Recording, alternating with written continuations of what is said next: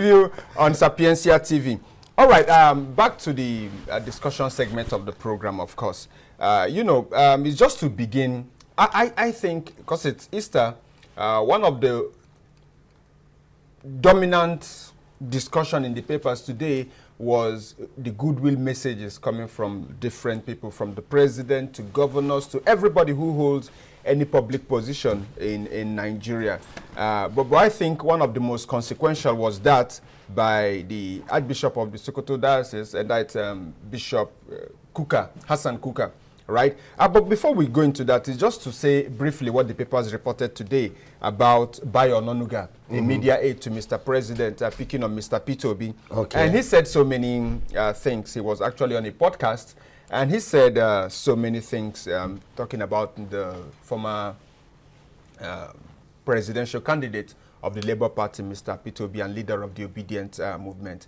But then, in all, he raised two allegations that are quite key.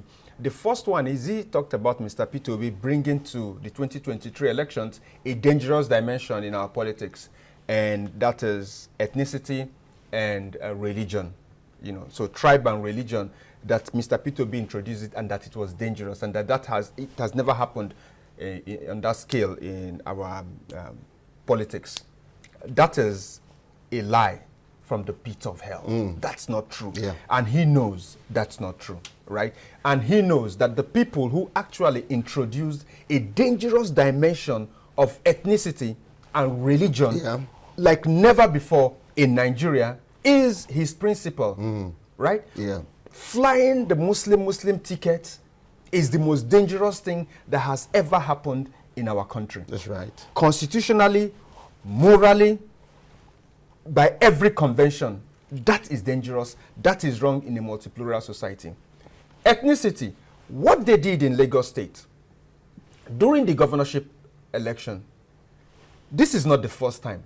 They've always targeted the Igbo community in Lagos State when it comes to elections. Not the first time. We remember the Oba himself telling Igbo to go jump into the lagoon if they don't vote a particular candidate of their choice. We also remember it's captured on video, it's captured on tape, it's all over the world, what they did to Igbo. Brutalizing people, maiming people, and all of that, even in the full glare of the police. So they did that. All right, so we can't allow him gaslight. The second thing he also talked about was that one thing Mr. Peter Obi has always done is only speak up on negatives, that he has never said anything positive about this administration. And so talking about Mr. Peter Obi and the obedience, always wanting the president to fail, but that's not true. Again, he lied. And it's shocking that people who hold such elevated offices can lie, right? Mr. Peter Obi, since May 29th, 2023, when President Bola Ahmed Tinubu was sworn in, Mr. Peter Obi has always given kudos to this administration whenever they did something, that he felt right.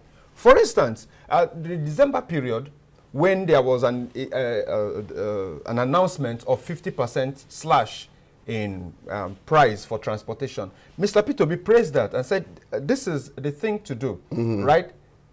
How was that? How was it even carried out? We don't want to go into all of that.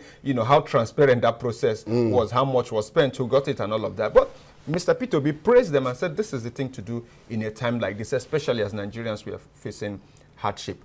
When the president also announced a cut in entourage, in the number of people who follows him, Mr. Peter Obi also praised that and said, this is the way to go. Yeah. Even though he said that cost of governance should be cut by 60%, that a lot of this money is, a lot of these expenses really do not affect the people. So Mr. Peter Obi praised this administration. Then, when Beta Edu was also suspended, Mr. Peter Obi also praised the administration, gave them thumbs up and said, well, investigation should really be carried out. Let's really get to the bottom of this. The Oransaye report, when they also announced they were going to take action on it, he also praised, said this is the right thing to do. He's going to, even some people came down and told him, no, but he gave them kudos. So what else does he expect Mr. Peter Obi to do?